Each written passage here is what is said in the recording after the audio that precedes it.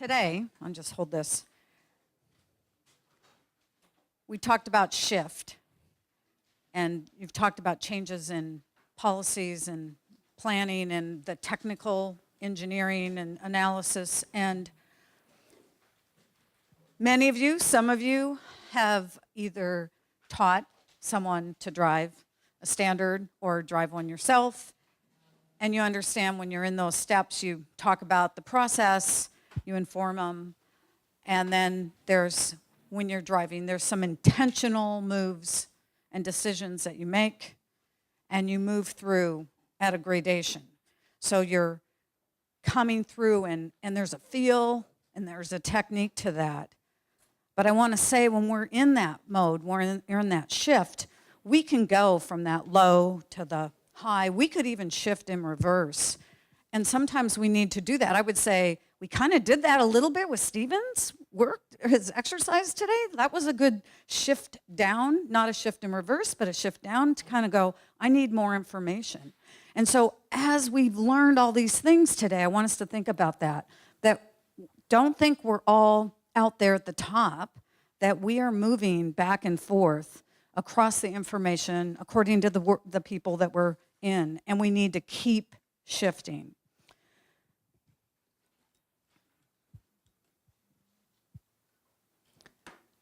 So when we talk about change, it really involves constant observation and walking around when you're in the air, when you're on your bicycle, when you're traveling, when you're not at work, but when you're just around, when you're just a regular person.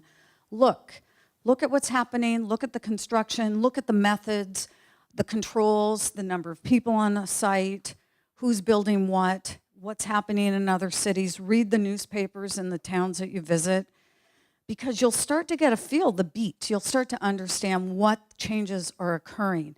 Listen to your residents, your supervisors, and listen to your staff. Listen to your coworkers, listen to your field people, listen to your council members. See what is going on with our practices, our building practices, how they react to that. Because we have to constantly look at our codes, look at our policies, and understand as we move forward, we're doing it in a world that needs to be equitable. We're not there yet. It's just a consideration we need to take. So I'm asking you, we're doing a lot of testing, right? We're putting out things. Somebody said, well, you know, the 2001, 2002 cities that developed, you know, maybe they're already there. I'd question that, because the practices in 2001, 2 aren't best practices today. So I would say a year ago, they aren't best practices today, because our technology, our research comes from our reaction. So we need to constantly get better. So it's personal. What do each of you need? What do you need to do? Who can you help? What help do you need? So all these changes, what's your perspective in what you're doing and how you're helping other people, other disciplines, other people living in other places?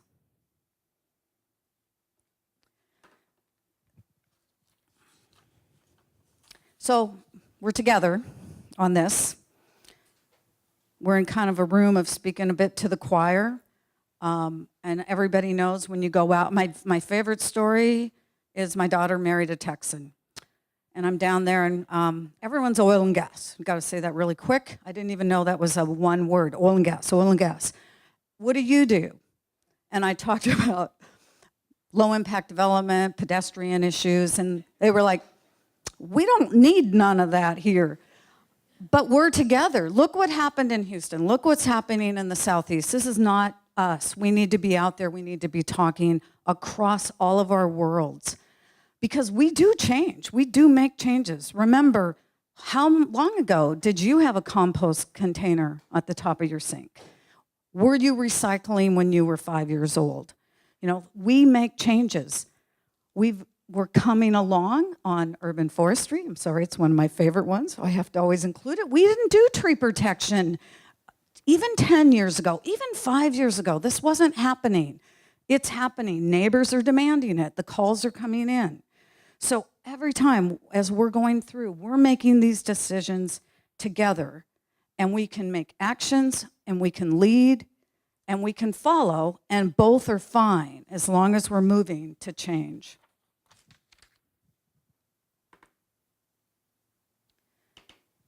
So in looking at change, I don't make these diagrams because there's some people that just do that for a living. But this one really struck me because it talks about leadership and organization from the bottom and from the top. But I want to say that when I looked at it, and we often go, the bottom, who's pushing up and who's going down. Those positions can change. A lot of us are often in the middle, but we also should change from the top to the bottom, because that's when that's our interaction point, is if we're moving up and down and not holding to the places where we are. So we're going to continue this process, and we do it through teamwork. I will say from listening today that it isn't a stormwater problem, and we don't separate stormwater from people, from plants, animals, from the way we live. We're all together on this, and I think remembering that when we work together, we'll solve more problems. It'll be more equitable than when we take actions that are individual. So there's not much time, or is there? Because somebody just said it was 1.7 million people coming here by 2040. Whatever, does it really matter? It's a lot of people. There's a lot of construction that's going to happen. We have to inspect. We have to review those plans. We have to design them. Notice those are all in reverse. We have to start our work now. We can't wait. We have to improve our practices. So if the newer cities, they have to get better. They need to show us the way. They need to say, our metrics are way better, not getting us to the 2000. We need to look up there and say, we are better. Because all of this, everything we do, and this one is particularly here, because we are building our cities in the rain. So I have a little exercise. What we're going to do is the table's kind of split in half. There should be about two things in every table. And this is about looking at images and reacting. So there's a psychological test here.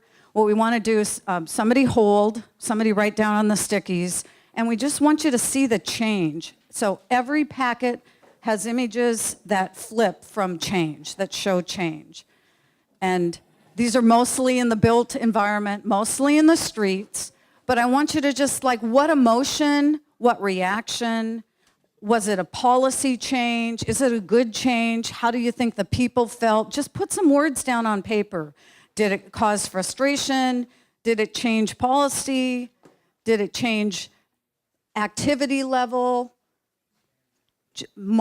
Any reaction, 5 minutes. We're just going to take 5 minutes. I think we got everybody? All right, so I will say that the reason I used our own projects is because I didn't want to be here having you criticize somebody else's project or say anything, so had to take things that we had. But the key words, and I think that you use, the interesting part is few of you talked about stormwater. And so the words you used are a lot of the words that you would hear from your community when you're out doing work, from your council members, and that anxious, depressed, parking. Talk to the neighborhood. Where are the kids going to play?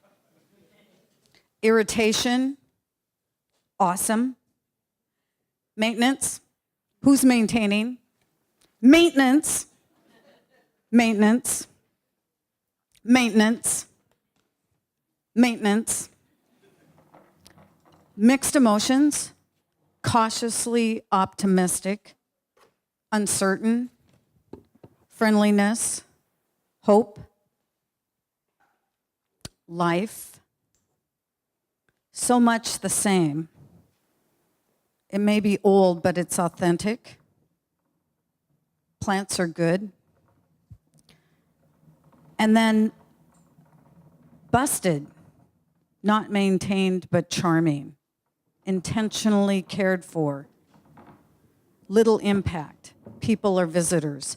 So we're out there, we're changing things, not for us. I mean, we're making changes. There are projects, there are policies, our plans, our watersheds.